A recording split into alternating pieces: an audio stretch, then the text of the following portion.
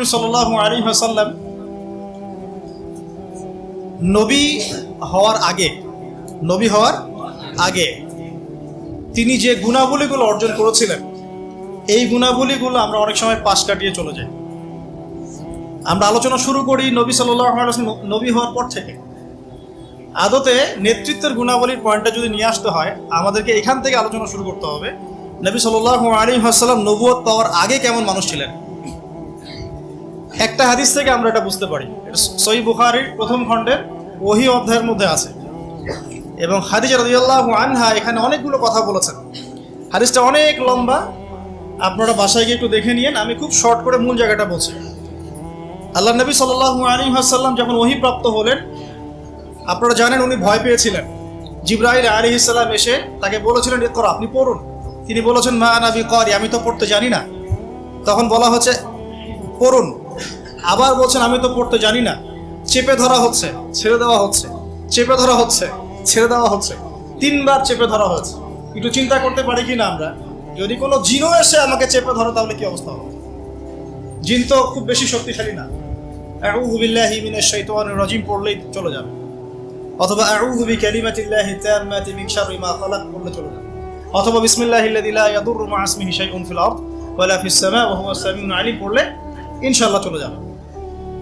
আরো অনেক দোয়া আছে, জানতে হলে স্পেশাল সাক্ষাৎ দরকার, ভিজিটেশন। ঠিক আছে, এখন ফেরেশতা চেপে ধরলেন, তাহলে তো ব্যাপারটা অনেক কঠিন, অনেক বার্ডেন তার মাথায় তখন ছিল, বুকের মধ্যে ভার। এই অবস্থায় তিনি যখন বাসায় এসেছেন, খাদিজা রাদিয়াল্লাহু আনহাকে তিনি একটা কথা বলেছেন, খাশিত ওয়াকাদ খাশিতু আলা নাফসি, আমি আমার নিজের নফসের উপরে ভয় পাচ্ছি। আপনারা পুরো দেখেন, সহিহ বুখারীতে আছে প্রথম খণ্ডে ওহী অধ্যায়। এই জায়গায় খাদিজা রাদিয়াল্লাহু আনহা 4টা থেকে 5টা বাক্য বলেছেন তার সম্পর্কে। 1, আপনি এতিমের দেখাশোনা করেন। 1, আপনি বিধবাদের খোঁজ খবর নেন। আপনি মুসাফিরদের খাবার দেন। হ্যাঁ, আপনি অসহায়ের পাশে দাঁড়ান। আল্লাহ রাব্বুল আলামিন আপনাকে ধ্বংস নবী এই মাত্র হলেন, আর এই কথাগুলো নবুয়তের আগের চারিত্রিক বৈশিষ্ট্য ব্যাখ্যা করছে, তাই তো? নবী সাল্লাল্লাহু আলাইহি ওয়াসাল্লাম বিয়ে করেছেন কত বছরে? 25। আর খাদিজা রাদিয়াল্লাহু আনহার বয়স তখন 40। নবী সাল্লাল্লাহু আলাইহি ওয়াসাল্লামের বয়স তখন 40, বিয়ে হয়েছে 25-এ। 25 থেকে 40 কত হলো? 15 বছর। এই 15 বছরে খাদিজা রাদিয়াল্লাহু আনহা দেখেছেন নবী সাল্লাল্লাহু আলাইহি ওয়াসাল্লাম মিসকিনদের পাশে থাকেন, তিনি এতিমের দেখাশোনা করেন, তিনি বিধবাদের খোঁজ খবর নেন, মুসাফিরদের অন্নদান করেন, মিসকিনদের পাশে থাকেন। মানে তিনি কারো প্রতি জুলুম করেন না, তিনি খুবই মানবিক একজন মানুষ এবং তার চারিত্রিক বৈশিষ্ট্য অনন্য সুন্দর। ইনশাআল্লাহ আল্লাহ আপনার কোনো ক্ষতি করবেন না, এটা তার স্ত্রী তাকে বুস্ট আপ করলেন পিছন থেকে। এখন নবুয়তের আগের এই গুণাবলীগুলো কি আমরা অর্জন করতে পেরেছি? নবুয়তের আগের এই চারিত্রিক গুণাবলীগুলোই কি আমাদের নেতৃবৃন্দের মধ্যে আছে কিনা? নেতৃবৃন্দ বলতে আমরা সবাই বোঝাচ্ছি, মনে করেন আমাদের মধ্যে আছে কিনা? আমরা সবাই কোনো না কোনো জায়গায় দায়িত্বশীল, বাড়ির বা মসজিদের বা ব্যাংকের বা অর্থনীতির বা রাজনীতির। এখন এই যে এতিমের দেখাশোনা করা, বিধবাদের পাশে থাকা, মিসকিনদের খোঁজ খবর নেওয়া, মুসাফিরদের অন্ন দেওয়া এবং দুর্বলদের সাহায্য করা, এটা আমাদের মধ্যে আছে কিনা? নবী তিনি এখনো হন নাই, কেবল হলেন। নবুয়তের আগের গুণাবলী নবীজি বলছেন, ইন্নামা বুইসতু লিউতাম্মিমা মাকারিমাল আখলাক, আমি উত্তম চরিত্রকে পূর্ণতা দেওয়ার জন্যই প্রেরিত হয়েছে। এখন বাস্তবতা দেখেন, নবী হওয়ার আগে আমাদের নবী সাল্লাল্লাহু আলাইহি ওয়াসাল্লামের যে চারিত্রিক বৈশিষ্ট্যগুলো ছিল, আমরা হতভাগা উম্মাহ, আমরা এখনো মুসলমান হয়েও, মুসলমান ঘরে জন্ম নিয়েও, কোরআন হাতে পেয়েও, হাদিস হাতে পেয়েও সেই গুণাবলী অর্জন করতে পারি। অগণিত মুসলমান জিনা করে, অগণিত মুসলমান সুদ খায়, অগণিত মুসলমান ঘুষ খায়, অগণিত নেতৃবৃন্দ দুর্নীতি করেন। সবার কথাই বলছি, আমরাও দুর্নীতি করি। যেমন আমরা যে লেকচার দিতে বসেছি, আমি যদি আমার হক আদায় না করি, এটাও আমার ইলমের উপর দুর্নীতি হবে কি না? কারণ আমাকে যদি কোনো প্রশ্ন করেন যে প্যালেস্টাইন এখন যে ইস্যু চলছে, এটার কি জবাব হবে, আর আমি যদি আমার স্বার্থ চিন্তা করে পাশ কাটিয়ে ডানে বামে অ্যান্সার দিই, দুর্নীতি করলাম ইলমের সাথে, করলাম কি না? এই জন্য জিজ্ঞাসা করেন না। ঠিক আছে, আচ্ছা। তো দেখুন নবী সাল্লাল্লাহু আলাইহি ওয়াসাল্লাম এই গুণাবলীগুলো আছে কিনা। আমরা সুদ খাচ্ছি, আমরা জিনা করছি। আপনি 5% মানুষ খুঁজে পাবেন না এখন যারা সুদ খায় না। কোনো না কোনো ভাবে আমরা রিবার সাথে জড়িত। আর যারা ইকোনমিক্স নিয়ে পড়াশোনা করেন ওই আলেমদেরকে জিজ্ঞাসা করবেন, যারা ইকোনমিক্স নিয়ে পড়াশোনা করেছেন এমন আলেমকে জিজ্ঞাসা করবেন পেপার মানি ইলেকট্রনিক মানির মধ্যে রিবা আছে কি নাই। যাদের মধ্যে এই জ্ঞান নেই ওদেরকে জিজ্ঞাসা করে লাভ নাই, তারা বলবে খারেজি। কি বলবে? তারা বলবে খারেজি হয়ে গেছে। সুবহানাল্লাহ। যাক, আমরা দোয়া করি আল্লাহ পাক তাদেরকে তাসকিয়া দান করুন। হয়তোবা বোঝে না অথবা দুনিয়ার স্বার্থে কথা বলে। এখন আমরা জিনা করছি, উঠতে বসতে চলতে ফিরতে, বাসে, অটোতে, উবারে, এইখানে সবখানে। আমি বলেছি আমার আশঙ্কা, আমি ঢাকা শহরেরই বাসিন্দা, এখন তাকদীর আমাকে এখানেই মিলাই দিছে কিভাবে জানি। আসলে আল্লাহ রাব্বুল আলামিন মানুষের কিবোধ পছন্দ করেন যে আমাকে ফ্রি একটা ফ্ল্যাট দিলেও ঢাকাতে আমি থাকবো না কখনো। এটা আমি বলেছিলাম আজকে থেকে 5 বছর আগে, 6 বছর আগে। আল্লাহ রাব্বুল আলামিন হয়তো এই কথাটা পছন্দ করেন, কারণ আল্লাহ পাক কারো কিবোধ অহংকার এরকম শক্ত কথা পছন্দ করেন না, মেবি, আল্লাহ ভালো জানেন। তো আল্লাহ পাক এইখানেই আমাকে শ্বশুর বাড়ি দিয়ে দিয়েছে। থাকবে না মানে থাকতেই হবে। আর আলহামদুলিল্লাহ এখানে এসে দেখলাম যে মাশাআল্লাহ বাংলাদেশের অনেক বরেণ্য ওলামায়ে কেরাম এই শহরকে কেন্দ্র করে কাজ করেন। তাদের সোহবত যদি না থাকতো আমি শহরে থাকতাম না, তাদের সোহবত যদি না থাকতো এই শহরে হয়তো আমি থাকতাম না। তবে তারা এই শহরের যান্ত্রিক জীবন থেকে দূরে থাকেন, কারণ এই যান্ত্রিক জীবনে আপনি আল্লাহর নূর মারেফত বুঝতে পারবেন না। তারা যদি এইরকম বিজি লাইফ লিড করতেন তাহলে আমরা এরকম কিতাবগুলো পেতাম না। খুব খেয়াল করে দেখবেন এখানে জন্ম নিয়ে কতজন আলেম হয়েছে, বাই বর্ন ঢাকায় জন্ম নিয়ে কতজন আলেম হয়েছে, যারা ওলামায়ে কেরাম তারা বাহির থেকে এসে এই শহরকে আলোকিত করছেন। বুঝতে পারছেন কি বিষয়টা? এখন দেখুন আমরা সব জায়গায় জেনা করছি। আমার আশঙ্কা ঢাকা শহরে যদি কোনো বড় ভূমিকম্প হয় বা ছোটও হয়, জেনার পাপের কারণে হবে। আল্লাহ পাক আমাদেরকে হেফাজত করুন না। আর আমি আজকে আরো বেশি কনসিয়াস এবং ভয় পাচ্ছি এই কথাটা বলতে, যে যদি আল্লাহর কোনো গজব চলে আসে তখন ভালো মন্দ কোনো মানুষ ছাড় পাবে না, আমরাও ছাড় পাবো না। ভালো মানুষ মনে হয় ছাড় পাবে এমন না। কারণ আজকে সকালে আমি একটা কিতাব পড়ছিলাম, আল্লামা হুসাইন আহমদ মাদানী রাহিমাহুল্লাহ, আপনার নাম শুনেছেন নিশ্চয়ই, ওলামায়ে দেওবন্দের একজন নক্ষত্র। তার একটা কিতাব আছে শেষ খলিফার পদধ্বনি, পড়ছেন? শেষ খলিফার পদধ্বনি ইমাম মাহদিকে নিয়ে লিখেছেন উনি, মাশাআল্লাহ। এই কিতাবটার পাণ্ডুলিপি পাওয়া গেছে প্রায় 75 বছর পরে, হারিয়ে গিয়েছিল এটা। কারণ তাকে ওই ইতালির পাশে মাল্টা একটা জায়গা আছে, ওখানে ব্রিটিশরা নির্যাতন করেছিল, নিয়ে গিয়ে ওইখান থেকে হারিয়ে গেছে বইটা। যাই হোক, তো ওইখানে তিনি একটা হাদিস এনেছেন যে যখন ইমাম মাহদির হাতে বায়াত নেওয়া হবে, জায়গাটা হচ্ছে হাজারে আসওয়াদ, দেখেছেন হাজারে আসওয়াদ, কাবাগড় এই কর্নার হাজারে আসওয়াদ, রুকনে ইয়ামানি না, কিন্তু অনেকে রুকনে ইয়ামানিকে হাজারে আসওয়াদ মনে করে। হাজারে আসওয়াদ এবং এই যেখানে আছে মাকাম ইব্রাহিম, এর মাঝখানে বায়াত নেওয়া হবে। আর বায়াত নেবেন কতজন জানেন? 313 জন। 313 জন। বদরি সাহাবী 313, তালুতের বাহিনী 313, এখানেও 313। তো বায়াত যখন নেওয়া হবে শাম থেকে, তখন একটা দল আসবে তাদের বিরুদ্ধে যুদ্ধ করতে। নবী সাল্লাল্লাহু আলাইহি ওয়াসাল্লাম বলেছেন শামের ওই বাহিনীকে মক্কা মদিনার মাঝখানে বাইদা নামে একটা জায়গা আছে, এখানে ধসিয়ে দেওয়া হবে।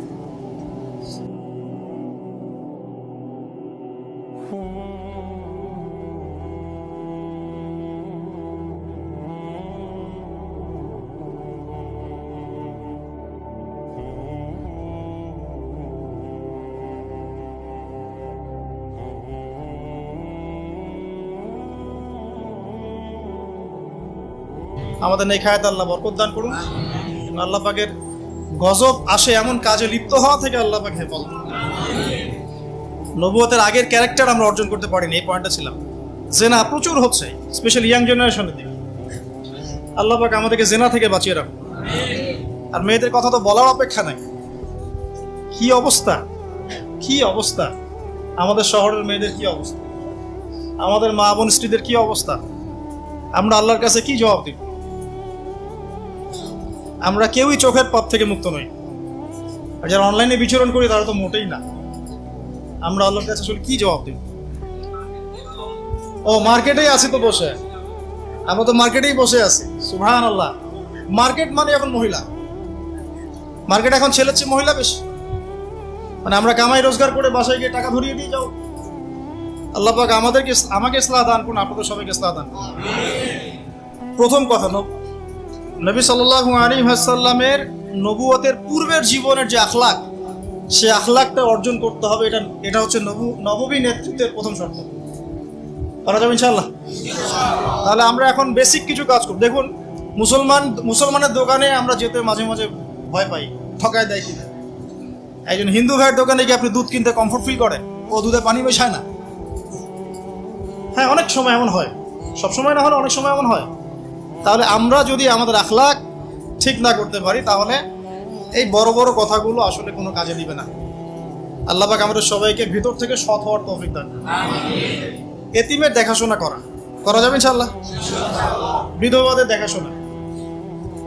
অনেকে ফ্যান্টাসিতে ভোগের 4টা বিয়ে করবেন, তো একজন বিধবাকে বিয়ে করে দেখান, তাই না? আমাদের তো মাশাআল্লাহ অনেক ফ্যান্টাসি অনেকের মধ্যে, 4টা করবো 4টা বিয়ে। তো একজন দেখান, একজন তালাক প্রাপ্তাকে করে দেখান, একজন এতিমকে করে দেখান, তারপরে বোঝা যাবে যে ইসলাম কতটুকু বুঝেছেন। আচ্ছা, মিসকিনদের পাশে থাকা, অসহায়ের পাশে থাকা, মাজলুমের পাশে থাকা, মুসাফিরদের খেদমত, এই কাজগুলো আমরা করতে পারবো ইনশাআল্লাহ? আল্লাহ পাক এরকম সোশ্যাল ওয়ার্কগুলো করার তৌফিক আমাদের সবাইকে দান করুন। 2 নাম্বার দেখুন, নবী সাল্লাল্লাহু আলাইহি ওয়াসাল্লাম নবী হয়েছেন, এবার তিনি উম্মাকে নেতৃত্ব দিবেন, কারণ আল্লাহ পাক তাকে একটা ভিশন দিয়েছেন। ভিশনটাকে ফিক্স করতে হবে। ভিশন মানে কি? লক্ষ্যটা কি? লক্ষ্যটা এক বাক্যে হচ্ছে আমি, আপনি, আমরা সবাই, নবী সাল্লাল্লাহু আলাইহি ওয়াসাল্লামের ক্ষেত্রে পুরো উম্মাহ, আমরা যেন দুনিয়াতেও সফল হই, পরকালেও জান্নাতে যাই। বাস, সিম্পল। এর চেয়ে বড় কোনো ভিশন আছে? আমাদের ভিশন 2টা। এক, কোরআন সুন্নাহ রাসূলের সিরাত তাজকিয়া এগুলোকে নিয়ে যেন আমরা দুনিয়াতে সফল হই, পরকালে জান্নাতে যাই। বাস, এতটুকুই। আর দুনিয়াতে সাফল্য মানদণ্ড, মানে সাফল্য ব্যর্থতার মানদণ্ডটাই পরকালের জান্নাতে যাওয়া না যাওয়ার মানদণ্ড নয়। দুনিয়াতে কেউ যদি কিছু ব্যর্থ হয়, দারিদ্রতায় থাকে, অভাবে থাকে, ইত্যাদি ইত্যাদি, তাহলে এর মানে এই না যে সে জান্নাতে যেতে পারবে না। কিন্তু আল্লাহ পাক আমাদেরকে পাঠিয়েছেন, এই শরিয়া দিয়েছেন, নবী সাল্লাল্লাহু আলাইহি ওয়াসাল্লামকে পাঠিয়েছেন, কোরআন সুন্নাহ দিয়েছেন। দুটো, একটা হচ্ছে আমরা যেন দুনিয়াতেও দাপটের সাথে চলতে পারি, বিজয়ী হতে পারি, বিজয়ী উম্মাহ হতে পারি, এবং পরকালের জন্য আমরা জান্নাতে যেতে পারি। That's all. এটা আমাদের ভিশন। তো এই ভিশনটা নবী সাল্লাল্লাহু আলাইহি ওয়াসাল্লামের ছিল কি ছিল না? এখন এটাকে বাস্তবায়ন করার জন্য আল্লাহ নবী সাল্লাল্লাহু আলাইহি ওয়াসাল্লাম নিজে হিমসেলফ তিনি নেতৃত্ব দিয়েছেন কিনা? প্রথমে দেখিয়েছি আপনাকে আগের ক্যারেক্টার। ওই আগের ক্যারেক্টারগুলো কি পরে নাই হয়ে গেছে?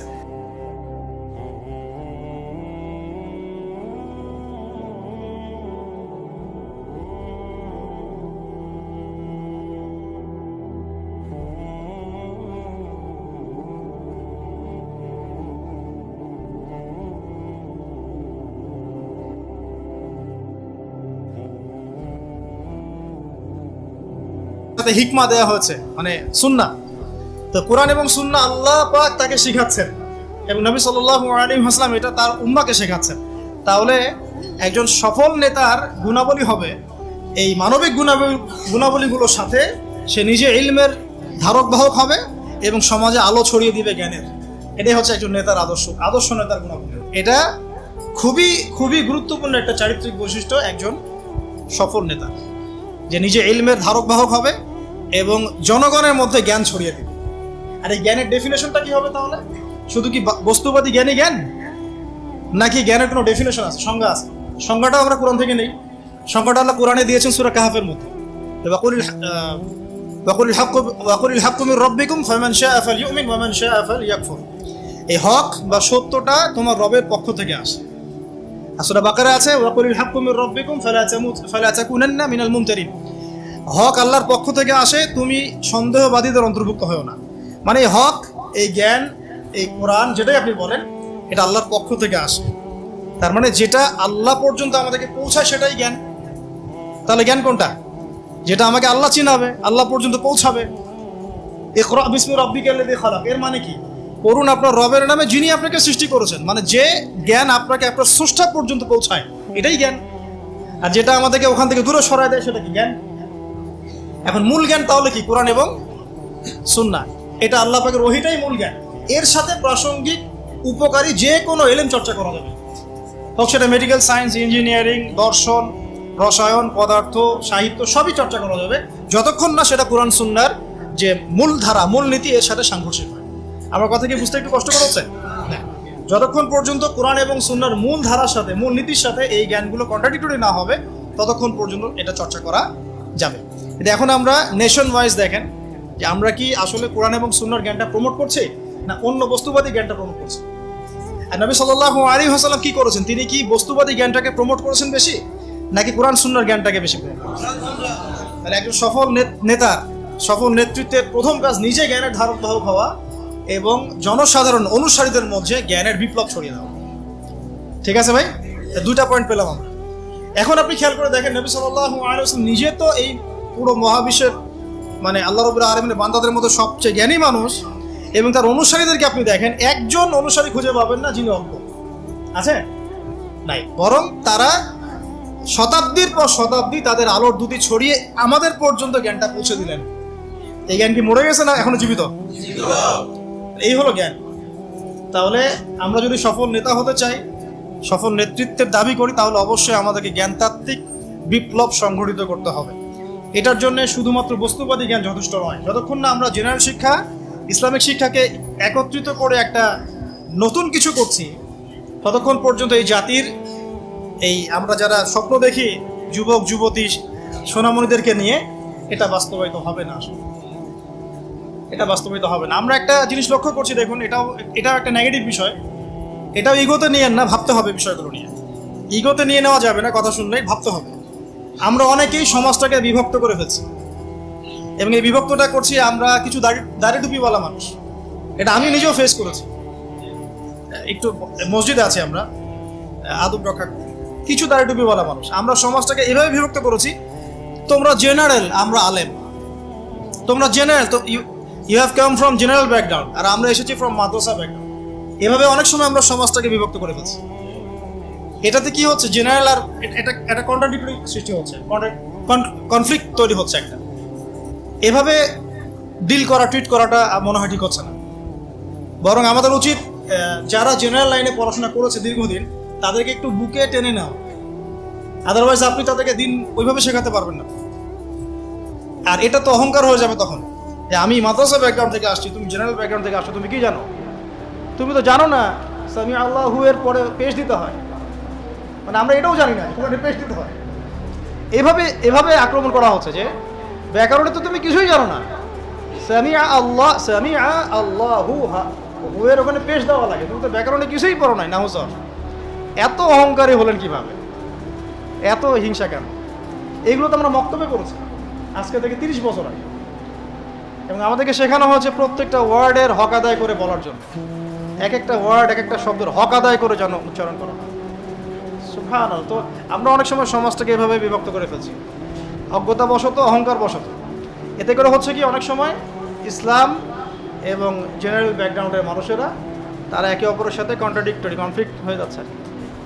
তো আমাদের উচিত, আমার মনে হয় এটা নিয়ে ভাববেন আপনারা, আমাদের উচিত সবাইকে আগে কাছে টেনে নেওয়ার মানসিকতা তৈরি করা।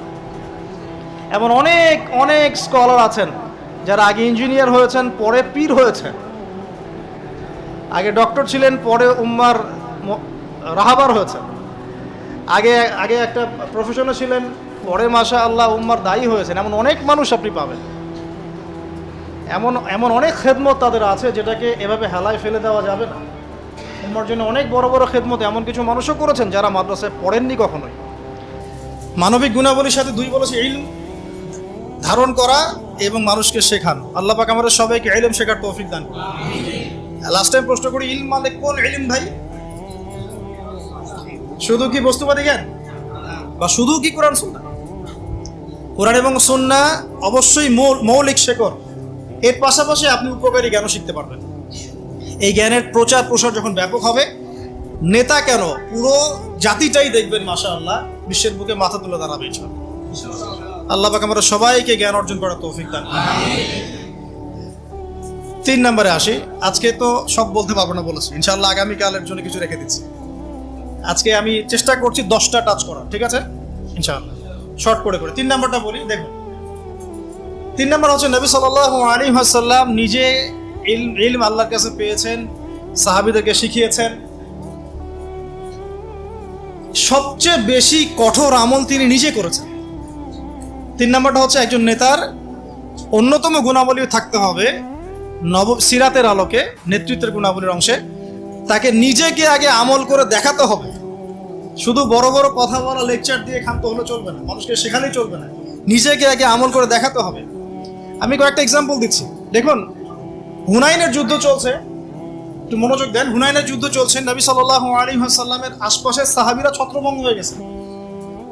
এই হুনাইনের যুদ্ধ হচ্ছে মক্কা বিজয়ের পরে, কিন্তু মক্কা বিজয়ের আগে নয়। তো সাহাবীরা ছত্রভঙ্গ হয়ে গেছেন, নবী সাল্লাল্লাহু আলাইহি ওয়াসাল্লাম নিজে সামনে এগিয়ে গিয়ে তরোয়াল খুলে উঁচু করে বলছিলেন যে আনা মুহাম্মদ আনা রাসূলুল্লাহ লাস্তু কাযিবান, আমি মুহাম্মদ, আমি আল্লাহর রাসূল সাল্লাল্লাহু আলাইহি ওয়াসাল্লাম, লাস্তু কাযিবান, আমি মিথ্যাবাদী নই। তিনি যুদ্ধের ডাক দিয়ে পিছনে পড়ে থাকেন না, তিনি নিজে সামনে গিয়ে তরোয়াল উঁচু করে সাহাবীদেরকে ইন্সপায়ার করছেন যে আমি আল্লাহর রাসূল, আমি মুহাম্মদ, আমি মিথ্যাবাদী নই, হালুম্মা ইলাইয়া, আমার দিকে তোমরা আসো, ছুটে আসো। তখন সাহাবীরা ছুটে আসে। লিডিং ফ্রম দ্য ফ্রন্ট যেটা বলি আমরা, সামন থেকে নেতৃত্ব দেওয়া। এই শব্দটা শুনেছেন ক্রিকেট খেলার মধ্যে, তাই না? সামন থেকে নেতৃত্ব দেয়া। নবী সাল্লাল্লাহু আলাইহি ওয়াসাল্লামের চারপাশে সাহাবীরা খন্দকের যুদ্ধের সময় পখিরা খুঁড়ছে। খন্দকের যুদ্ধের সময় খাল খোঁড়া হয়েছিল, মনে আছে আপনাদের? যাতে ওরা আমাদের কাছে আসতে না পারে, খাল খুঁড়ে দেওয়া হয়েছে। এই খাল খুঁড়তে আমাদের নবীজি নিজে বলেন নাই যে খাল খোঁড়ো তুমি, আবু বকর তুমি খোলো, ওমর তুমি খোঁড়ো, আলী তুমি খোঁড়ো, এটা নয়। তিনি নিজে নিজের লুঙ্গি বেঁধে নিয়ে এখানে খাল খুঁড়েছেন। নিজের পেটে খাবার নাই, পাথরও বেঁধেছেন। প্রচন্ড শীতের মধ্যে তিনি সেখানে উপস্থিত থেকে কাজ নিয়েছেন। আমি বুঝাতে যাচ্ছি, নবী সাল্লাল্লাহু আলাইহি ওয়াসাল্লাম শুধুমাত্র কথা বলেই ক্ষান্ত হতেন না, নিজে করে দেখাতেন। যে কোরআনের দাওয়াত তিনি মানুষকে দিচ্ছেন, সেই কোরআন সারা রাত তিলাওয়াত করছেন। যে নামাজের দাওয়াত তিনি মানুষকে দিচ্ছেন, সেই নামাজ পড়তে পড়তে তার পা ফুলে যাচ্ছে।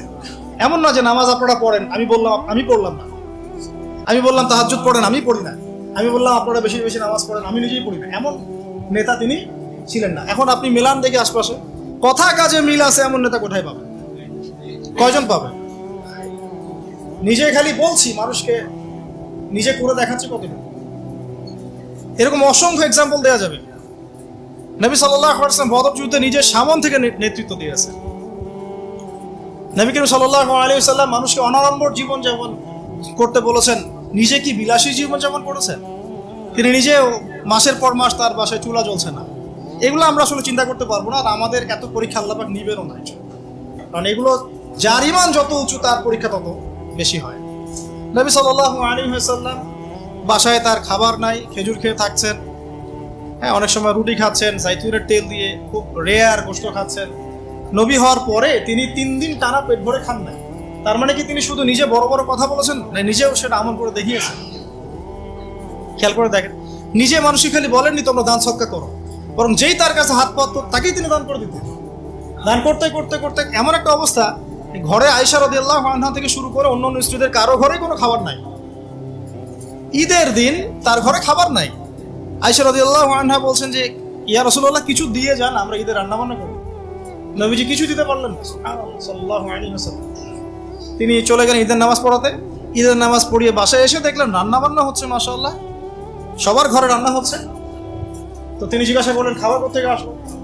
তখন তার স্ত্রীরা বললেন, আম্মা জান যারা ছিলেন রাদিয়াল্লাহু আনহা, আয়েশা রাদিয়াল্লাহু আনহা সম্ভবত বলেছেন যে আপনি যখন চলে গিয়েছেন তখন উসমান বিন আফফান রাদিয়াল্লাহু আনহু তিনি প্রত্যেক স্ত্রীর ঘরে একটা করে উট পাঠিয়েছেন। আপনারা ব্যবসায়ীরা উসমান রাদিয়াল্লাহু আনহুর মতো হয়ে যান এবং দিনের জন্য আপনাদের এই অর্থবিত্ত যা আছে ঢেলে দেন ইনশাআল্লাহ। যে ব্যক্তি দুনিয়া গোছাবে, আল্লাহ পাক তার পরকাল গোছাবেন। দেখলে আদর করতে হবে, দোয়াটা যেন করা যায়। আল্লাহুম্মা সাহহিলিল হিসাবা আলাল উসমান, আল্লাহুম্মা সাহহিলিল হিসাবা আলাল উসমান। আল্লাহ তুমি উসমান রাদিয়াল্লাহু আনহুর একদম সহজ হিসেব নিয়ে নেন। এই জন্য উসমান রাদিয়াল্লাহু আনহুর হিসেব হবে 3 নাম্বার। প্রথমে আবু বকর সিদ্দিক, তারপর ওমর ইবনে খাত্তাব, তারপর উসমান ইবনে আফফান, এবং তিনি যাবেন বের হয়ে চলে আসবেন। হিসাব সহজ নাই। ওই যে দোয়া নবী সাল্লাল্লাহু আলাইহি ওয়াসাল্লাম করেছেন, একদিনের আমল। এরকম লাইফ ছিল তার। নবী সাল্লাল্লাহু আলাইহি ওয়াসাল্লাম নিজে করে দেখাতেন, খালি বলেননি দান করো। আর আমরা মাশাআল্লাহ ওয়াজ মাহফিলে এসে দেখি যে দান উঠাচ্ছে। আপনি কত টাকা দান করেছেন? আপনি দেন 50, কে 50 দিবেন হাত তোলেন, বাস। আমি কিন্তু বলছি না, বাস 50 দিল, কে 20 দিবেন, কে 20 দিল, কে 10 দিবেন, 10 দিল। লাস্টে দেখা যায় যে আস্তে আস্তে নোট কমতে থাকে, 1000, কে 500 দিবেন। শেষে বলে ভাই খুচরাগুলোও দেই, ভাই খুচরাগুলোও দেই, খুচরাগুলোও দেই, ভাই খুচরাগুলোও দেই। তো এই হচ্ছে অবস্থা। তো ওই হুজুর কয় টাকা দিয়েছে নিজের দান কি বুঝাতে চাচ্ছি। আল্লাহ নবী সাল্লাল্লাহু আলাইহি ওয়াসাল্লাম খালি কথার মানুষ ছিলেন না, নিজে কাজ করে দেখিয়েছেন। আমরা নামাজ পড়তাম 5 ওয়াক্ত, পড়ি 5 ওয়াক্ত। আল্লাহ নবী সাল্লাল্লাহু আলাইহি ওয়াসাল্লাম নামাজ পড়তেন 8 ওয়াক্ত। বলো কিভাবে? 5 ওয়াক্ত সালাত, তাহাজ্জুদ, এটাও একটা ওয়াক্ত ধরলাম আর কি।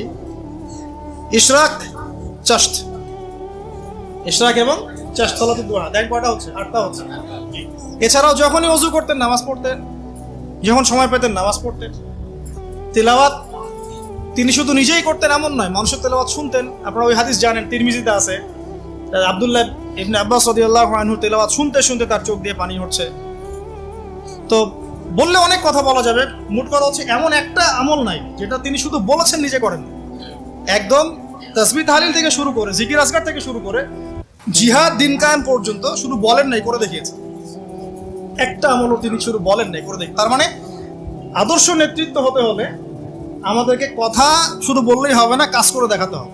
খালি বড় বড় গরম গরম রাজনৈতিক ভাষণ দিয়ে লাভ নাই, বরং কথা কাজ করে দেখাতে হবে। সমৃদ্ধি কাকে বলে, উন্নতি কাকে বলে, অগ্রগতি কাকে বলে, একটা নেশনের ডেভেলপমেন্ট কাকে বলে? শুধু মিলস, ইন্ডাস্ট্রিজ, ফ্যাক্টরিজ আর ফ্লাইওভার এগুলোর মানদণ্ড নয়। আপনি যদি ভুটানকে দেখেন, সেখানে এত এগুলো পাবেন না, আপনি ইন্ডাস্ট্রিয়াল রেভলিউশন পাবেন না, বাট তারা সুখী, হ্যাপি। তারা হ্যাপি, তারা কেউ না খেয়ে মরে না, হ্যাপি। আমরা অনেক বড় বড় কথা বলি, অনেক কিছু বলি, আমি ওগুলো নিয়ে কনফ্লিক্টেও যেতে চাই না, তর্ক করতে যাচ্ছি না, কিন্তু আপনারাও জানেন ভালো করে কথা কাজে মিল নাই।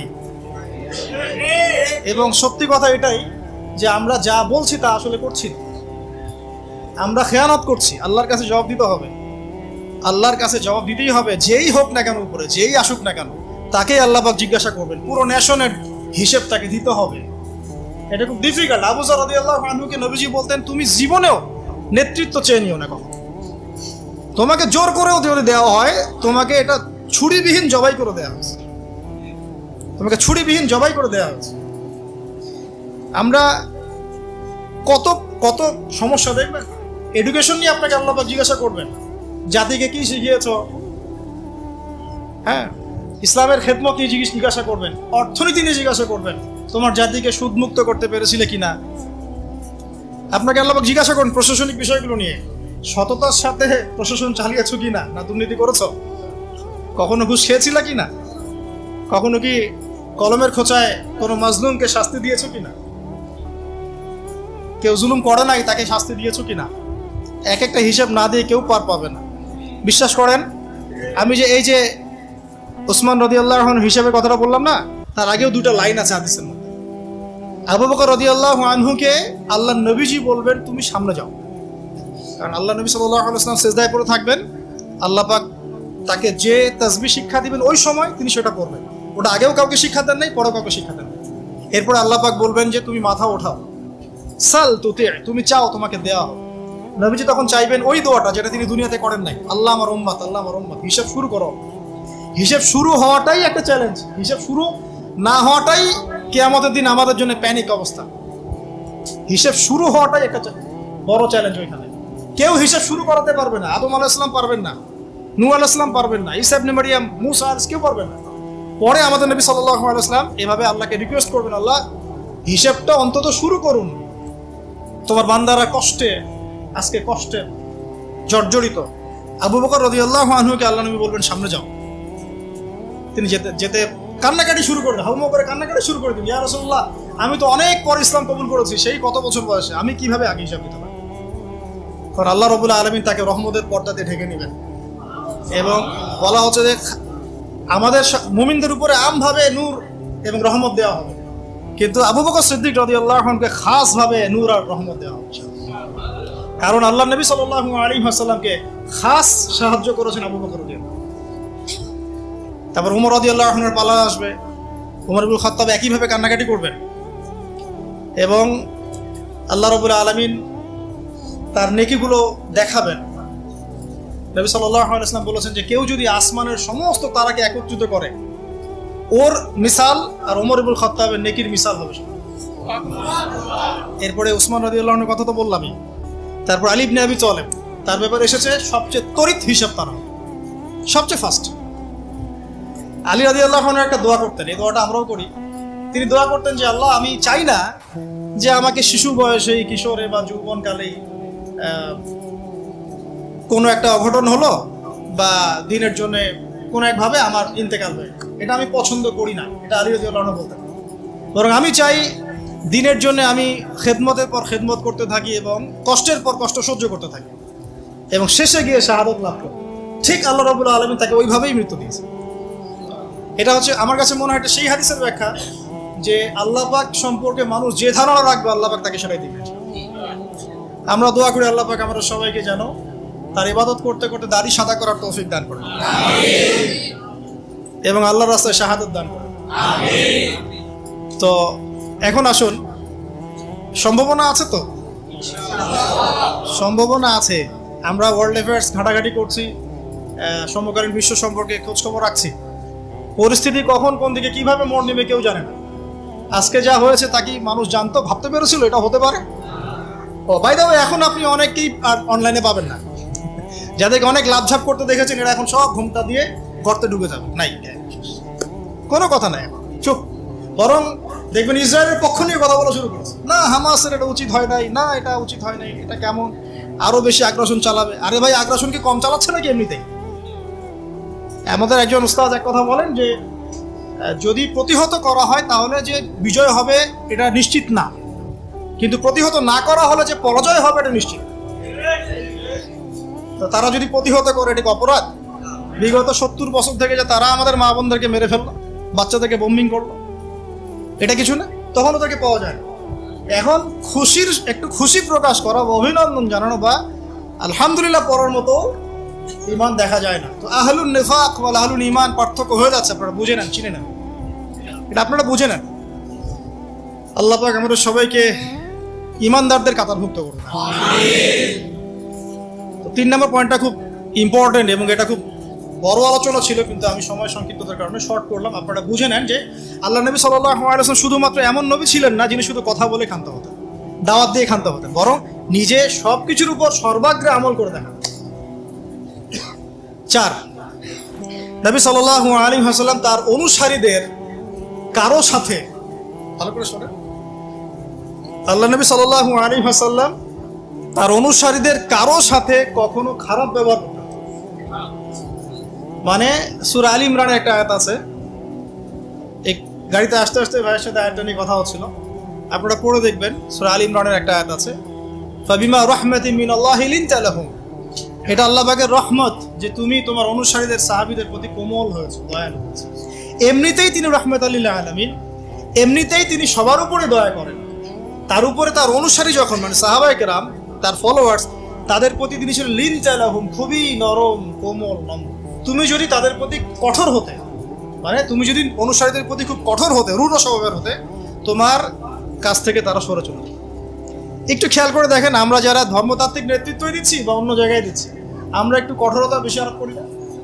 কঠোরতা, বকাঝকা করা, গালিগালাজ করা, ইজ্জত হানি করা, যাকে তাকে ধুয়ে দেওয়া অনলাইনে একদম, হ্যাঁ, মানে যার তার বেইজ্জত করা, এটা আমরা বেশি করি। এই কারণে আপনার কাছে কেউ যাচ্ছে না, এই কারণেই আপনার কাছ পর্যন্ত কেউ যাবে না, বিকজ আপনার কাছে সে তো সেই ভালোবাসা পায় নাই। আবার আমরা এমন মানুষ পেয়েছি যারা এগুলোকে ভুলে গিয়ে সবাইকে বুকে টেনেও নিতে পারে, এমনও মানুষের উম্মতে আছে, আলহামদুলিল্লাহ। কিন্তু সফল নেতৃত্বের গুণাবলী হতে হলে এখানে আমাদেরকে লিনতা লাহুম এই স্বভাবটা থাকতে হবে, যে আমরা যেন অনুসারীদের প্রতি নরম হই। কারণ আমরা তো 1400 বছর পরের জেনারেশন, মানে আমাদের মধ্যে কেউই পিউরিফাইড না। আমাদের মধ্যে না সেই নববী যুগের কোনো নেতা আছে, আর না নববী যুগের কোনো অনুসারী আছে। তাহলে আমাদের ক্ষেত্রে কত সবরের দরকার সেটা আমাদেরকে ভাবতে হবে। তিনি ছিলেন নরম, কোমল, দয়ালু এবং তিনি কাউকে কারোর সামনে বেইজ্জত করতেন না। আমি তো একটা মিসাল দিচ্ছি আপনাকে। একজন ব্যক্তি এসে মসজিদ ঢুকে বেদুইন, সে তো জানে না, কালচার্ড না, সে আনকালচার্ড, কারণ সে তো মরুভূমির ওই দূর প্রান্ত থেকে আসছে। সেখানে সেভাবেই করে ইস্তেঞ্জা, সে মসজিদের কর্নারে ইস্তেঞ্জা করে দিয়েছে। আমাদের এখানে কেউ যদি মসজিদ ইস্তেঞ্জা করে, আপনি কি করবেন? স্বাভাবিক এই কাজই করবো আমরা। সাহাবীরা কিন্তু তেড়ে গিয়েছিলেন।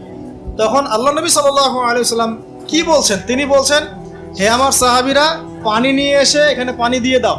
তো এই যে সাহাবীরা, হে আমার সাহাবীরা, পানি এনে পানি দিয়ে দাও, এই সাহাবীদের মধ্যে কিন্তু আবু বকর, ওমর, ওসমান, আলী তারাও ছিলেন রাদিয়াল্লাহু আনহুম আজমাইন। একজন সাহাবীর এক পাল্লায় রাখা হলে আর এখনকার বিশ্বের সমস্ত মানুষকে আরেক পাল্লায় রাখা হলে আমরা কিন্তু মিলাতে পারবো না। সেই সাহাবী থেকে নবীজি বললেন, পানি এনে পানি দিয়ে দাও। এটাকে বলে টিচার, আদর্শ টিচার। আদর্শ টিচার কেমন হয়? এরপরে সেই বেদুইন হাত তুলে দোয়া করছে। আল্লাহ, তুমি আমাকে মাফ করো আর মুহাম্মদকে মাফ করে দাও, ব্যাস। আল্লাহ, তুমি আমাকে মাফ করো, মুহাম্মদকে মাফ করো, আর কাউকে না। তখন নবী সাল্লাল্লাহু আলাইহি ওয়াসাল্লাম গিয়ে বললেন, তুমি দোয়া কেন সংক্ষিপ্ত করলা, কেন? দোয়াকে প্রশস্ত করো। তারপর তিনি দোয়া করলেন, আল্লাহ আমাদের সবাইকে মাফ করো। মানে তার খারাপ লেগেছে, আমাকে এভাবে তেড়ে আসলো কেন? আর একদিন তিনি নামাজ পড়ছেন, পিছনে একজন সাহাবী নবী সাল্লাল্লাহু আলাইহি ওয়াসাল্লাম তিলাওয়াত করছেন, উনিও জোরে জোরে তিলাওয়াত করছেন। মানে আমরা পড়ি না আলহামদুলিল্লাহি রাব্বিল আলামিন, উনিও জোরে জোরে পড়া শুরু করেছেন। তো অনেকেই এটা দেখে খুব মানে বিব্রত, নামাজ শেষে তাকে ধরা হলে করতেছে কেন? তাহলে নবী সাল্লাল্লাহু আলাইহি ওয়াসাল্লাম গিয়ে শান্তভাবে বোঝালেন, দেখো নামাজটা হচ্ছে তাসবিহ, তাহলিল, তিলাওয়াত, রুকু, সিজদার সমন্বয়। এখানে আমরা জোরে জোরে কথা বলি না বা জোরে জোরে তিলাওয়াত করি। তখন তিনি বলেন, আমি আমার জীবনে এইরকম কোনো শিক্ষক দেখিনি। নরম, কোমল। একজন ব্যক্তি আসছে, তাকে ঝাড়ফুঁক করবে, বললে অনেক সময় যাবে, কিতাবটা পড়ে না। ঝাড়ফুঁক করবে মানে মানুষ বুঝিয়েছে যে নবী সাল্লাল্লাহু আলাইহি ওয়াসাল্লামকে জিন ধরেছে, নাউযুবিল্লাহ। তারা মনে করে আল্লাহ নবীর কাছে ওহী আসে না, তাকে জিন আসর করে, নাউযুবিল্লাহ। তো সে এসে ঝাড়ফুঁক করবে। তখন সামনে বসতে বলেছেন জিমাদ আল আজদি, তার নাম, অনেক দূর থেকে আসছেন তিনি।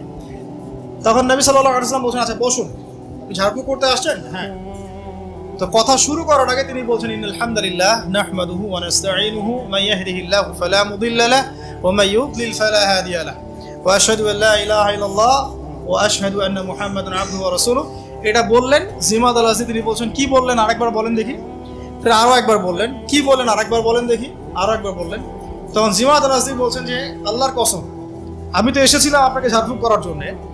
কসম আল্লাহর, আপনি যে কথাগুলো বললেন মনে হচ্ছে এগুলো সাগরের গভীর থেকে উঠে আসছে। আমি জীবনে অনেক মানুষকে ঝাড়ফুঁক করেছি, অনেক পাগল সারিয়েছি, এরকম কালাম জীবনে আমি শুনি। মানুষ এভাবে ইসলাম পেয়েছে তার কাছ থেকে, এভাবে। সুবহানাল্লাহ। মানে এগুলো বলে আসলে ব্যাখ্যা আমি করতে পারছি না। খালিদ বিন ওয়ালিদ রাদিয়াল্লাহু আনহু নাম শুনেছেন? ইসলামের এগেইনস্টে তিনি যুদ্ধ করেছেন, উহুদের যুদ্ধ, ইসলামের এগেইনস্টে। এবং ওমরা, যে হুদায়বিয়ার পরের যে ওমরা, তার আগ পর্যন্ত তিনি কিন্তু ইসলাম কবুল করেন নাই। ওমরা করতে এসে নবী সাল্লাল্লাহু আলাইহি ওয়াসাল্লাম বলেছিলেন, একটা চিট করে লিখে দিয়েছেন, খালি একজনকে তারা লিখিয়েছেন যে কতই না ভালো হতো যদি খালিদ তুমি ইসলাম কবুল করতে। এতটুকু তার ভাই এই চিঠিটা তাকে পৌঁছে দিয়েছেন। এই একটা সেন্টেন্স খালিদ রাদিয়াল্লাহু আনহুর কলিজার মধ্যে এমন প্রভাব বিস্তার করেছে, নিজের পায়ে হেঁটে গিয়ে মদিনায় ইসলাম কবুল করেছে। আমর ইবনে আস রাদিয়াল্লাহু আনহু তিনিও তার সাথে ছিলেন। আর আমর ইবনে আস রাদিয়াল্লাহু আনহু যখন বলছেন যে, ইয়া রাসূলুল্লাহ, আমরা ইসলাম কবুল করতে আসছি, আমরা অনেক গুনাহ করে ফেলেছি জীবনে আপনার বিরুদ্ধাচরণ করে, আল্লাহর কাছে দোয়া করেন আমাদেরকে যেন মাফ করে দেওয়া। এভাবে তার ব্যবহার দিয়ে, তার চরিত্র দিয়ে, তার নম্রতা দিয়ে মানুষ ইসলামের প্রতি আকৃষ্ট হয়েছে। কারণ আপনি আর আমি যদি আমাদের প্রেক্ষাপটের সাথে মেলাই, তাহলে কি দেখতে পাবো? সত্যি কি সেই চরিত্র আমাদের মধ্যে আছে, সেই নম্রতা, সেই বিনয়? আমরা তো একজন আরেকজনকে মানে যা ইচ্ছা তাই বলতে থাকি, যা ইচ্ছা তাই। মানে বাবা মা, ভাই বোন, জ্ঞাতি গোষ্ঠী, আত্মীয় স্বজন, কিচ্ছু বাদ নাই গালিগালাজ করতে। এগুলো ফাঁসে কি? এই কারণেই তো দিন বিজয় হচ্ছে না। শুধুমাত্র আমাদের সাধারণ মানুষের কথা বাদ দেন, যারা দিনের রিপ্রেজেন্টেটিভ, এইসব চেয়ার আমরা বসি, আমরা একে অপরের সাথে যে বিহেভটা করি, এটা তো সাধারণ মানুষ জানে না, আমি জানি।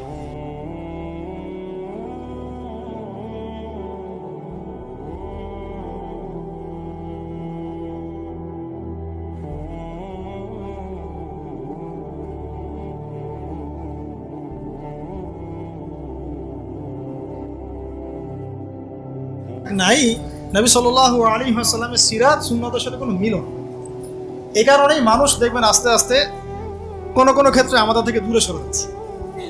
আর নবী সাল্লাল্লাহু আলাইহি ওয়াসাল্লাম অনুসারীদের প্রতি এত কোমল রহমদিল ছিলেন, সুবহানাল্লাহ। একজন সাহাবী একটা কুফরি কালিমা পড়ে আসছেন, তাকে প্রচন্ড নির্যাতন করা হয়েছে, তার নাম আম্মার বিন ইয়াসির রাদিয়াল্লাহু আনহু। জোর করে একটা কালিমা আদায় করা হয়েছে, বল মুহাম্মদ ভালো না, বল মুহাম্মদ ভালো না সাল্লাল্লাহু আলাইহি ওয়াসাল্লাম। মার কিন্তু কঠিন জিনিস। এগুলো বললে অনেকে ইমান চাঙ্গা হয়, অনেকে ঠিক বলেন। দুটা মায়ের পিঠের উপর পড়লেই আর দেখবেন সব শেষ। কঠিন বিষয় এগুলো, খুব কঠিন। যাদের এইসব অভিজ্ঞতা নাই তাদেরকে সব বলেও লাভ নাই। যাই হোক, বাই দ্য ওয়ে, তো এই সাহাবী তখন বলে ফেলেছেন একটা কথা, মারে সহ্য করতে না পারে বলে ফেলেছেন। আর কাঁদতে কাঁদতে দৌড় দিয়ে তিনি নবী সাল্লাল্লাহু আলাইহি ওয়াসাল্লামের কাছে গেলেন, কোথায় আল্লাহর রাসূল, আমাকে নিয়ে চলো, আমি তার পা চুমু খাবো ইত্যাদি। সূরা নাহলে এই আয়াতটা আসছে সম্ভবত, না হাসরে না। তো একটা হচ্ছে এরকম যে যাদের মন ইমানে পরিপূর্ণ তাদেরকে যদি জোর করে এরকম কোনো কথা আদায় করা হয়, এতে তাদের কোনো ইমানের ক্ষতি হবে না। আম্মার বিন ইয়াসির রাদিয়াল্লাহু আনহু সম্পর্কে এরকম একটা আয়াত নাযিল হয়েছে। তো আমি বলতে চাচ্ছিলাম যে এত মহব্বতের মানুষ ছিলেন তিনি, তার কাছে যে কোনো দুঃখ কষ্ট শেয়ার করা যেত। নিজের সমস্যা, নিজের দুঃখ, নিজের কষ্ট, নিজের অসহায়ত্ব তার কাছে শেয়ার করা যদি তিনি মনে হতো তিনি আপন কেউ, আমাদের সবচেয়ে আপন মানুষ, সবচেয়ে প্রিয় কেউ, সবচেয়ে মহব্বতের, যার কাছে মন খুলে কথা বলা যায়, যার উপর ভরসা করা যায়, যার কাছে দোয়া নিলে সমস্যা কেটে যায়। আর তিনি এমন একজন মানুষ ছিলেন যার কাছে গেলে সমস্ত প্রেশার, পেইন রিলিফ হয়ে যেত। অনেক সাহাবী, আমাদের টাইম লিমিটেশন দেওয়া হয়েছে, অনেক সাহাবী শুধু বাসায় যেতেন আবার ফিরে আসতেন তাকে একবার দেখার জন্য। বাসায় যেতেন আবার ফিরে আসতেন, উকি মেরে দেখতে আসতেন কেমন দেখে আসেন। আপনি এখনো রওজায় যান মদিনায়, দেখবেন আপনার বারবার জিয়ারত করতে ইচ্ছা করবে, আরেকবার দেখে আসি, আরেকবার সালাম দিয়ে আসি। তাহলে জীবিত থাকতে তিনি কেমন ছিলেন এটা তার বলার অপেক্ষা রাখে। এখনো মনে হয় যে আমরা তাকে পেলে তার পা ধরে চুমু খাইতাম, হাত ধরে চুমু খাইতাম, কপালে চুমু খাইতাম, জড়ায় ধরতাম, ইয়া রাসূলুল্লাহ উম্মার আজকে এই অবস্থা, ইয়া রাসূলুল্লাহ আমাদের আজকে এই অবস্থা। আমরা তো এরকম করতাম, পাগল হয়ে যেতাম। তখন এখন চিন্তা করেন, আমরা যারা দিন নিয়ে এভাবে চলছি, চলাফেরা করছি, আমরা অন্যায় করছি, জুলুম করছি, দুর্নীতি করছি, দিনের ইলম শিখছি না, উম্মার বিভক্তি বাড়াচ্ছি, আমরা কোন মুখ নিয়ে তার সামনে দাঁড়াবো? আমরা কি সত্যি আমাদের মধ্যে অনেস্টি নিয়ে তার সামনে দাঁড়াতে পারবো? আল্লাহ নবী যদি বলেন যে কোরআন শিখে আসছি নাকি, আমার সুন্নতে আমল করছো কি, হালাল কি খাইছিলা, কোরআনটা যে রেখে আসছিলাম পড়েছিলা কি, মানুষকে দিনের দাওয়াত দিয়েছিলা কি, ইত্যাদি ইত্যাদি, আমরা কোন প্রশ্নের উত্তর দিতে পারবো? তোমাকে আল্লাহ আমার উম্মতের শাসক করেছিল, তুমি কি আমার উম্মতকে সৎ পথে চালিয়েছিলে? তুমি কি ওমরের উত্তরসূরি হতে পেরেছিলে, নাকি দাজ্জালের উত্তরসূরি হয়েছে? আমরা কি অ্যান্সার দেব? জাস্ট আপনাদেরকে ভাবার নসিহত করছি আর কি। জাস্ট ভাববেন, ভাবলে অনেক উত্তর পেয়ে যাবেন এবং তখন দেখবেন নিজের মধ্যে পরিবর্তন আসবে ইনশাআল্লাহ। খালি ভাবতে হবে। আমাদের ক্রিটিক্যাল থিঙ্কার্স দরকার, যারা বিচক্ষণ চিন্তাবিদ, এরকম মানুষ দরকার। 4টা বলেছি না 5টা? 4টা। আচ্ছা 5টা দিয়ে শেষ করি ভাই। হ্যাঁ আচ্ছা, লাস্ট 5টা হচ্ছে, দেখুন একটু রিমাইন্ডার দেই। নবী হওয়ার আগের নববী আখলাক আমরা সবাই লালন করবো ইনশাআল্লাহ। 2 নাম্বার, ইলমের চর্চা।